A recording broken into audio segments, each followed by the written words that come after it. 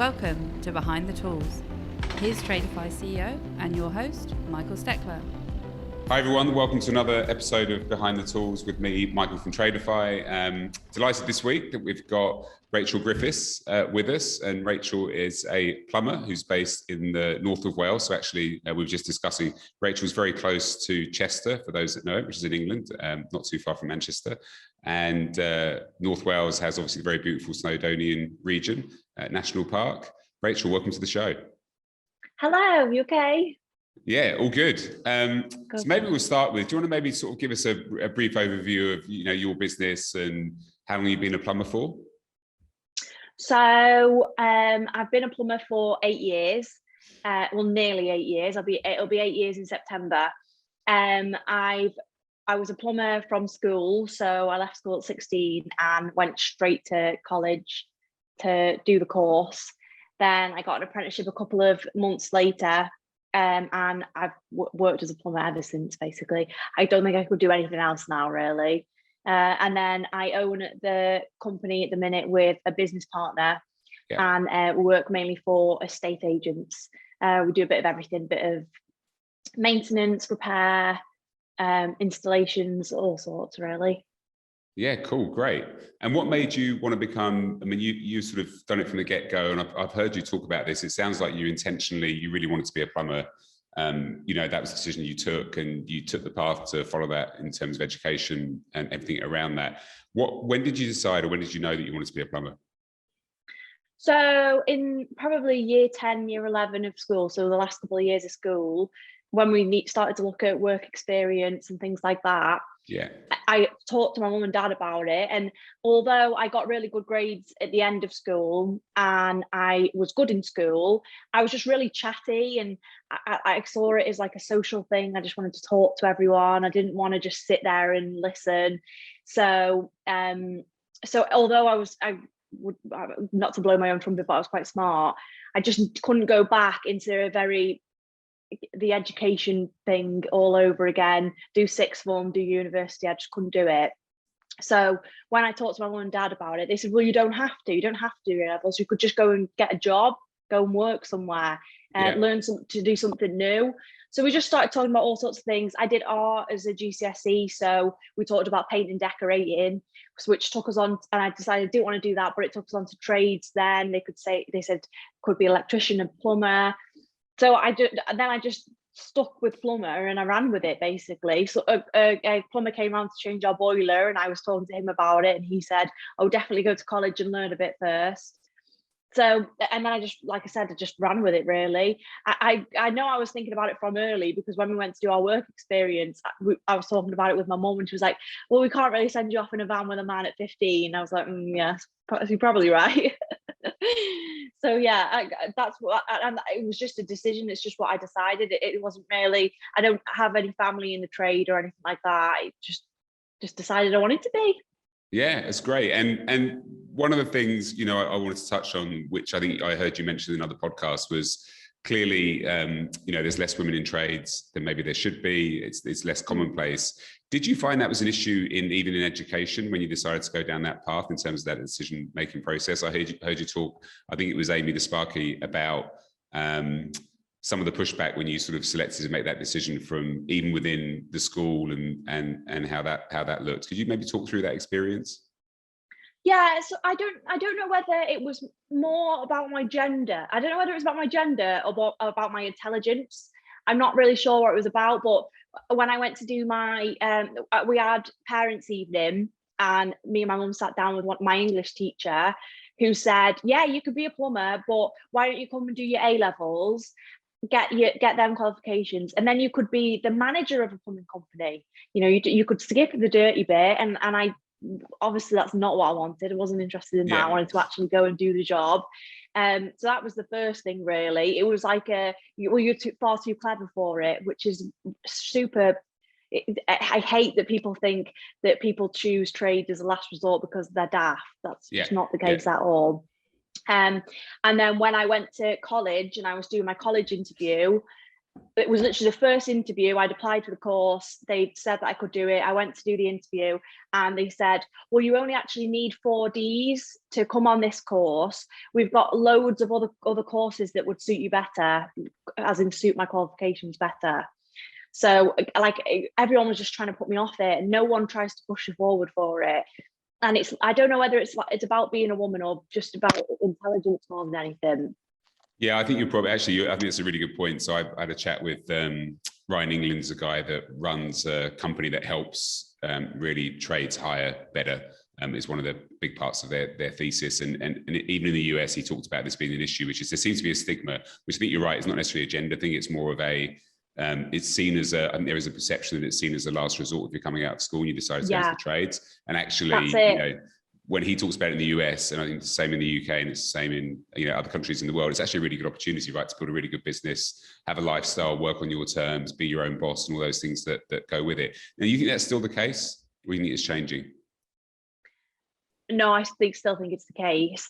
I don't know what schools are like now because I've been out of school 8 years, but in the final years of school, they disregard anybody that isn't going to university. They're completely pushed aside. They don't talk about what else you could be doing. It wasn't spoken to with me at all. It was, you're all coming to do your A levels, and if you're not, then we're not really interested. So yeah, I do still think that's the case. And my grades are actually what got me my apprenticeship. The guy that took me on, I'd sent him my CV, and he rang me and said, well, the reason why I'm interested in you is because you've got these qualifications, and I know for a fact that you're not doing this because you can't do anything else. You're doing it because you want to. Right. Because I couldn't have done anything. So actually one of the main reasons I got my job was because he said, you've not come to be a plumber because you didn't get good enough grades to do anything else. You could do anything, which I could. Yeah, that's great. No, that's I think that's really important. And it seems to be one of the issues I've come across speaking to people is trying to keep staff on for a period of time, certainly post that apprenticeship period. It seems to be quite hard to retain people. Is that an issue you face with the company? How do you approach that? Well, as an apprentice, I still work with the company. So the company that took me on as an apprentice is now my company. Yeah, it's your company, but I'm now business partners with the people that took me on in the first place. But when I was an apprentice, I got really invested in the company. It wasn't just I got involved with all the customers. I would do a lot of the paperwork. I would write up jobs. I don't know why, but I just really cared about how the company ran and things. Yeah. So I was really fully invested in it. And then it was always decided because a 5-year apprenticeship is a long time to work with the same people.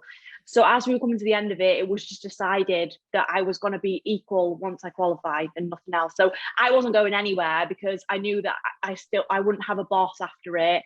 I would be equal with everyone else, and that was obviously really attractive to me. So, I'd not invested money or anything, but I really cared about how the company ran, and they obviously saw that.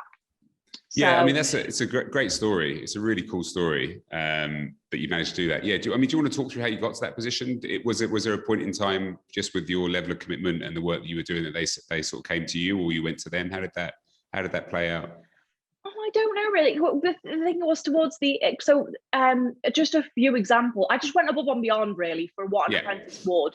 When towards the end of my apprenticeship, we put boilers in. So I think we put like 100 boilers in last year, and all the boilers need to be serviced. So I would sit at night and I would write postcards to all our customers reminding them to get their boilers serviced. Wasn't anything anyone else was doing. I was doing it, and I was the apprentice. So I was trying to bring money in to the company as an apprentice on an apprentice wage because I cared. So I'd always gone above and beyond. I booked our gas certificates in, so I'd sit like on my college break and ring up customers to book working with them and things as an apprentice. So I think they just, at the end of it, they saw how invested I was in it. I never asked, I was just invited to. So like I said, I wasn't going to turn it down. Yeah, it's a really great story, and I think it's good advice for anyone that's new to the trades or thinking about getting into business in general. Actually, that level of going above and beyond, obviously, it pays off, because I think employers see that, and that's actually quite hard to find. I think in people versus just doing the 9 to 5, 8, whatever that looks like, right? I think it's very different. And where's the business at now? So it's took a bit of a turn recently, because I was took on by 2 business partners originally who took me on as an apprentice, and in December one of them left, so we had a bit of a reshuffle. So one of the guys left, and now it's just me and the other guy, and we've got a new apprentice. So basically, my business partner goes out and does gas certificates, servicing and breakdown work, and I do majority of the install. So I install a lot of boilers, and then obviously you can't have an install every day. So when I'm not doing that, I do the gas cert servicing and breakdowns with him. And then our apprentice is a level 2 qualified plumber now, so he can go out and do jobs as well, taps and toilets and things like that. Oh, fantastic! And do you have a preferred boiler? I'm always interested in this. I always ask people this question. A manufacturer? Yeah, Baxi. So I've always installed Baxi from the get-go. So yeah, I've always installed them, and I still do fit a lot of them. And is that because you think they're a better boiler, or is that because it was the first one that you did? I do think they're a better boiler. Yeah, I think they're all good for their own reason. Well, I suppose it's debatable, but no, I really do think they're a good boiler. Yeah, and then the other thing with boiler manufacturers is you get treated better the more boilers you install for them. So like with Baxi, if I call them before 10 o'clock, they'll get somebody out to fix. If one of my boilers that I've put in is broken, they'll get somebody out to fix it the same day. I put in, because I'm an approved installer and because I install so many. But if it was a different manufacturer boiler, I've had one. We installed one for another manufacturer, and it broke, and they wouldn't come out for a week, which is just no good for anyone, is it really? No, especially not when it's depending on the time of the year. And usually those things only break down when you turn them on in winter. It's cold. So that's really cool. And do you have a point of view? I asked another plumber this recently, Pete from PB Plumber, and he was less concerned, I think, for good reason, in the sort of short to medium term. But the legislation around phasing out, obviously, gas boilers and moving to something else, I know it's sort of by 2050, I think is the date, and currently only on new builds. Is that something you think about in terms of the business longer term?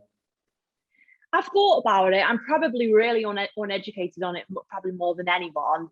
I just don't see how all of these houses. I am a bit daft, so and like I said, I haven't really educated on myself on it properly. But people, who've just got like a 2-bed semi house, I don't know where they think they're putting these air source, ground source heat pumps and things.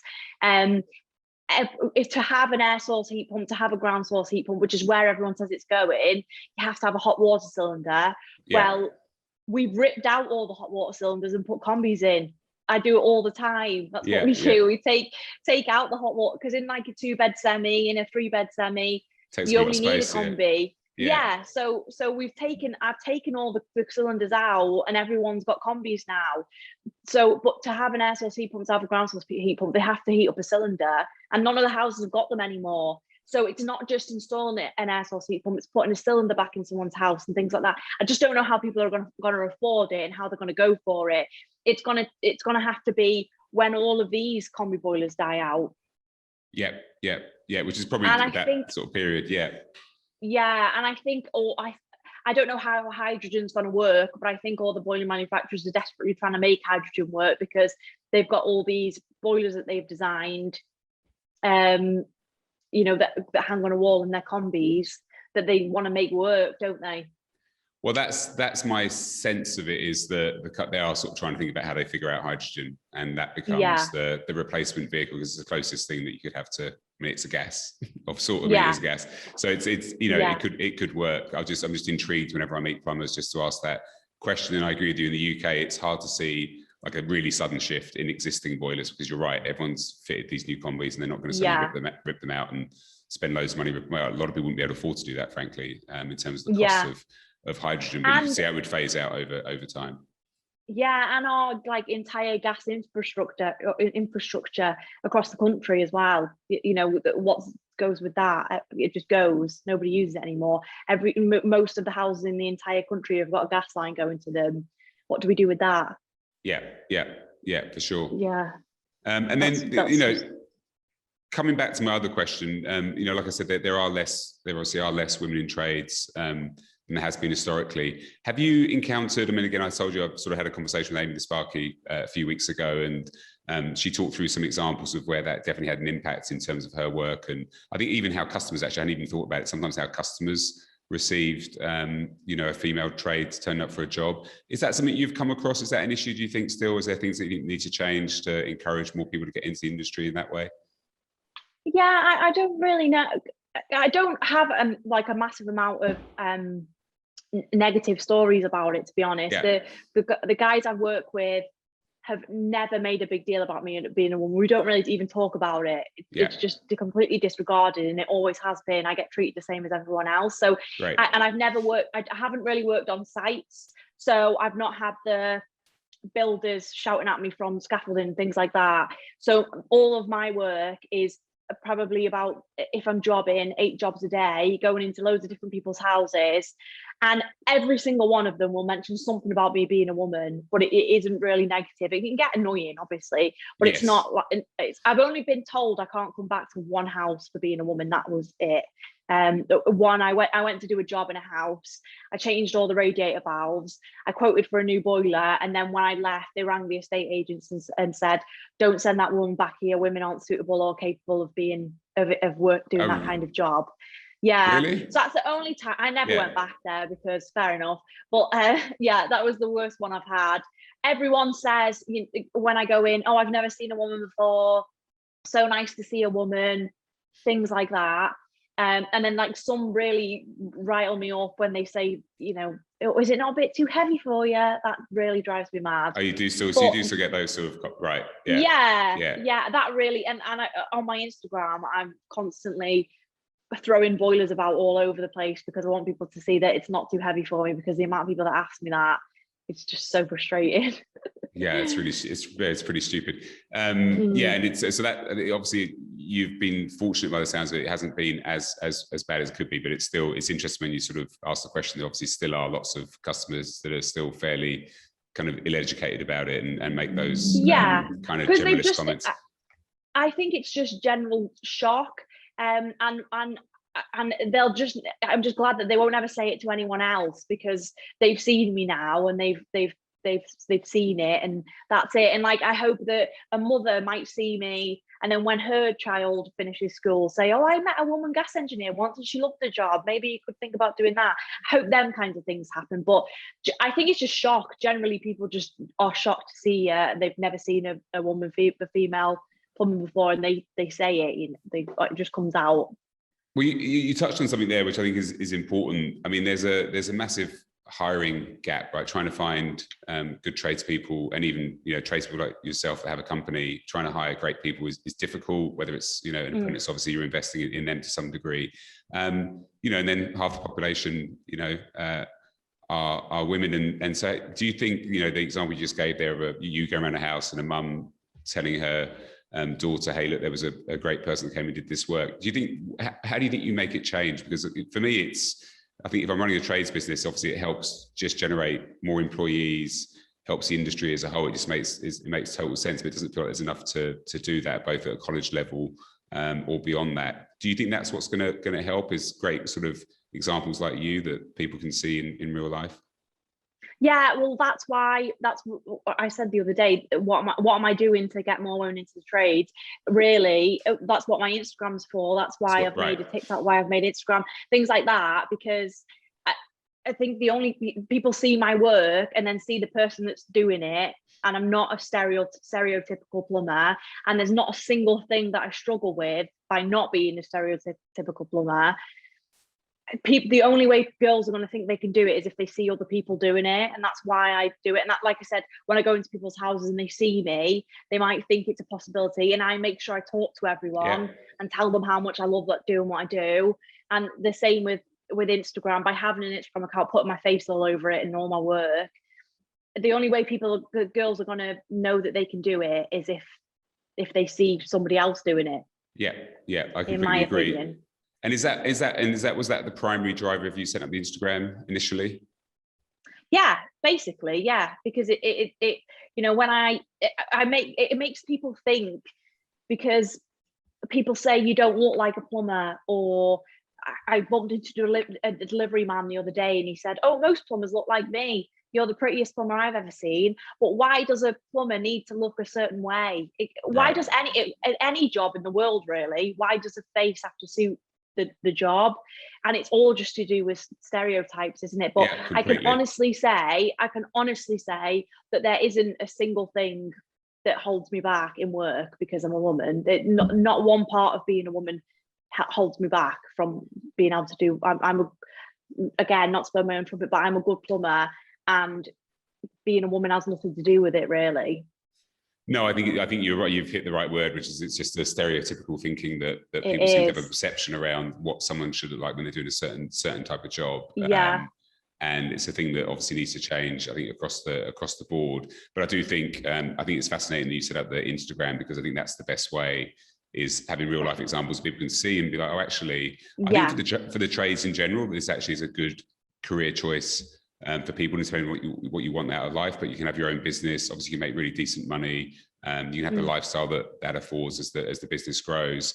And as you've thought about growing the business, was the business always focused on sort of estate agents and sort of working on their behalf? Has that always been the background of the business, or is that an area you've shifted into? Yeah, no. So to be honest, I have said before, but the company was already established before I came into it. So how the business started way before I even joined it was one of the guys started doing handyman work for one of his friends who worked for an estate agent. And then they said, oh, our gas engineer that we've got, we found out he's not gas safe. We need somebody to do all of our gas certs. There's loads of them. So he called on his ex-business partner that was part of the business, who was a gas engineer. They both went out and did all the gas certs, and that won them that agent. They did everything then, the plumbing, handyman work, everything. And then basically every time one of the women out of the estate agents moved to a different estate agent, they would say, look, this we've got this plumber, stop using that one, use ours. So the majority of them have been from the girls in the office, got into know ours, and then moving to another estate agent and say, just try these. There's a few where I've been in and give our number and they've ended up using us. But yeah, the majority is just word of mouth, and that's how we've grown it. And we've got 12 now. So you just imagine 12 estate agents with the amount of properties they've got. All of the properties need gas certs doing on them every year, and the boiler serviced. And then just general maintenance when things break. Yeah, no. So I spoke to an electrician who took a sort of very similar approach, probably, pre your time in the company, did a similar thing of sort of getting into one estate agent. And then, like you say, it tends to then grow from there because they talk to each other, or someone leaves and goes to another estate agent. And do you have any advice for people that maybe are starting out and thinking about going down that path of getting work with estate agents, about how to approach that from your experience? So really, you can't expect all the work straight away. So generally, you'll go in and give your number, and all you need to say is, I'm aware that you probably have your own tradesman at the minute. You've probably got your own plumber, your own electrician. But if there's one day where they can't get out to you or they let you down, you just ring me. And then it doesn't matter what time of day it is, what day it is, you go. Right. And then you're the hero then, aren't they? And then the work picks up. There's been a few that have snowballed like that from, you go in the once and just say, because they will already have a plumber. The majority of them will already have a plumber or electrician that they're using. So they're not necessarily going to drop them and use you, but you only need to be there for them when they need you the once. And then, if they just need helping out sometimes, don't they? Yeah. Great. And then one other thing I noticed, we were talking about trying to encourage more women to get into the trades. I noticed you've got a younger sister that you said was an electrician. I think I heard. And was that because of what you did? Did that help?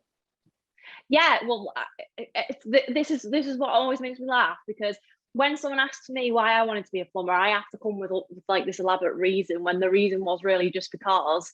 And when someone asks her why she wanted to be an electrician, she says, "Oh, because my sister's a plumber."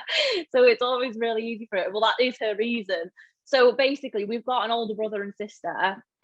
My brother went to uni and got a master's in law, and my older sister went to uni and became a physiotherapist, which she still is now. So I saw them both go to uni and knew how stressful they found it. Really stressful. They obviously worked really hard and they got their degrees, but I knew I just didn't want to do that. Right. So I got a trade, and then she had the advantage of seeing both. So she saw them go to uni and do everything, and then she saw me. And to be fair, I was still at home with her when she was in school and I was going to work. And when I was living with my mum and dad, I'd love to come home and tell them stories about the day. And it wasn't, "Oh, I went to the office today and Karen was horrible." It was, "I met this man called James and he flies a plane." Obviously, I've never met a man called James flies a plane, but you know what I mean? It's some stupid story or something really funny that happened. And I'd come in and they'd laugh while I told them these really ridiculous stories about these people I've met. And I think she saw all that and just decided, and she absolutely loves it. So she's been doing it 4 years now. So yeah, great. And she absolutely loves it. And she didn't want to become a plumber. How did she end up being an electrician? Just to do the Well, opposite? we couldn't really, because with the trades, the toss up for me was between electrics and plumbing, and we couldn't really have two plumbers, could we? So she went for electrician. Yeah, that's funny. Great. Well, you could have a broader business one day. We've got, doing all those estate agents. You've got electricians and the plumbing side sorted. That's true. Yeah, definitely. So and are there plans to grow the business? What's the focus right now? Is there plans to sort of get more work, or where are you at? It's a really difficult one at the minute, because there's me, and then my business partner is a lot older than me. He's in his 50s, so I don't really know at the minute. And the thing is, we're just sort of trying to manage after the other guy left in December, because we haven't taken anyone else on. There's still only, so we had the apprentice at the time, but we had 5 people, because his secretary was our secretary was his daughter. So when he left, she left. So we went from a 5-person company to a 3-person company. So I was, through the first part of this year, I was trying to fit boilers, because he was the installer before, and I was the breakdowns. So I was trying to deal with installing boilers, just so many boilers, and doing the paperwork as well, because we didn't have a secretary anymore. So the beginning, all of this year, it's just been trying to adapt to that, really. So the whole dynamic of the company has changed as of the start of this year. And like I said, we're just trying to manage to see what work we've got, because we've lost 2 people, but we haven't lost any work. We haven't lost. I was about to say, it sounds like you're still maintaining the same amount of work, but just with half the team. Yeah. Half the team, exactly. Yeah. So I don't think we're jumping to grow it until we've got enough work to perhaps take on another installer. But the thing is, we've got, it's really difficult when you go to take somebody qualified on. Sometimes it's better to take an apprentice and train the apprentice up. That's what I did, and your apprentice learns the logistics of the company and how everyone works. So we tried to take one person on who was qualified at one point, and it just didn't work out. So like, my apprentice now is going to be qualified probably in under 2 years. And then we'll need another apprentice then. And it's probably better to grow it that way, I would personally say. Yeah, that's really good advice. And my last sort of question is, any big tip or advice for someone like you that, maybe is at school thinking about getting into the trades? Any advice in terms of the thing that you would do differently, or the thing that you did that was really effective? I don't know if I'd do anything differently. I'd say go for it. I whether you're a woman, a man, I just think don't feel pressured to go to uni because that's what everyone tells you to do and that's what you think you should do. I won't dig out my friends, but some of my friends, some of the people I knew went to uni, came out of uni, and then just got jobs anyway. Didn't actually do anything to do with their career. Whereas I got a job at 16. I've always done the same job. I was getting paid from 16. I've never been without money. I managed to buy my first house at 21. It's just, don't let people think that you're doing it as a last resort or that you're daft. Just go for it. It's a really rewarding job to get into, definitely. Fantastic. No, really, really great. It's been great speaking. We always finish with a few questions, one of which I think I know the answer to. The first question we always ask everyone is, if there was another trade that you would do, what would it be? I'm guessing electrician, but I could be wrong. Yeah, no, it's electrician. Yeah, it's electrician. Great. Well, you've got a sister doing it as well, which is quite handy. The other one, and we get quite varied answers here, but favorite on-site lunch. Lunch is a difficult one for me. In the minute, I eat, I think cereal. Cereal, like, do you have cereal at breakfast as well, or just at lunch? No, just lunch. And so you don't have breakfast? You have something different for breakfast? Like toast or something for breakfast. Oh, okay. I think because I've taken lunches to work for so long, I've overdone everything. Like sandwiches, salads. I just can't stomach them anymore. And the other problem is you can't heat up food in work, can you? No. So no microwaves. So what do you do with the cereal then? How do you transport that? So I have a box of dry cereal in Tupperware. Yeah. A little pot of fruit, and then like a little pot with the screw-on cap for milk. Yeah. And a spoon. Oh, so you do it's like a muesli? Yeah, so bran flakes at the minute. Ah. Yeah. I have been on a diet though, and I am back on the diet, so that has something to do with it as well. But yeah, it's the only thing I can really stomach at the minute. Cereal, okay, cool, great. And your favorite go-to tool brand? I mean, we talked about boiler manufacturer, but if there's one tool that you couldn't be without, what would it be? Brand or a specific tool?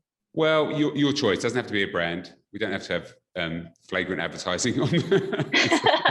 Well, my favorite brand is Milwaukee. I don't think they. Okay, you're not the last. Yeah. Okay, Milwaukee, great. No, we've had other Milwaukee fans. Yeah, I'm not sure about favorite tool. Probably my analyzer, because I need to use that every day to test flues and stuff. So probably my analyzer. Okay, cool. And then things are opening up again, and I sort of feel a bit depressed sharing this one this week. You can go to any sporting event. Like if I'd asked you a week ago, maybe not you, but certainly if you'd asked me a week ago, I know what it would have been. So I'm sort of time stepping this podcast somewhat with the sort of Euro final being on Sunday. But yeah, if there's a sporting event or a live music event that you could go to now, things are starting to open up again, what would it be? Well, sporting event, not for me, boring. Yeah. Like live music, I'm just excited to go back to festivals, really. Yeah. Not any specific one, really. They seem to be saying they're going to be on and then go off again. So just anything, really. Yeah, that's kind of what I heard. I had actually someone on the other week, and they were planning to go to a festival, and I think they closed it down. But that was probably about 4 weeks ago. So things seem to be changing, every week. So it's hard to tell. Well, fingers crossed you get to go to one soon. And then the sort of last question is: are there people you've come across? I mean, one of the things I've found really interesting in the community of tradespeople using Instagram and YouTube and everything else is there seems to be a really good connection between people, which I think will really help as well, just encourage more young people to think about trades as an industry they should get into. Are there other people you meet that you think would be a really interesting guest for us for the next sort of episode? Well, you could definitely ask the blonde plumber. I worked with her the other week, a couple of weeks ago in Coventry. We did a boiler installation together. Probably one of my closest friends that I've made from Instagram, and one of the only people I've met, her and the gas lass. So yeah. The blonde plumber and the gas lass, did you say? Yeah. Cool. Yeah. Great. Fantastic. Well, this has been really, really, really great. I mean, it's great to hear your journey. I think it's really fantastic and inspirational for people to sort of see you go from being an apprentice to being a partner in the business in such a short period of time. I think it's incredible, and there's not many businesses you can go into and do that at that age. So I think that again in itself is a really cool story to share with our listeners and anyone that's thinking about getting into the business. So Rachel, thanks very much for joining. I really appreciate you spending the time, and best of luck with the continued success of the business. Oh, thank you very much. Thanks for having me. No, our pleasure. You're welcome. And to all of our listeners, as always, if you've enjoyed this, please do rate, review, and all that good stuff across your chosen platform. And we'll see you on the next episode. Cheers. And that brings us to the end of this episode. Behind the Tools is brought to you by Tradify, job management software for your trade business. If you enjoyed the podcast, let us know by leaving a review, and be sure to tell your mates about it. Email behindthetools@tradifyhq.com if you or someone you know would be keen to join the show as a guest.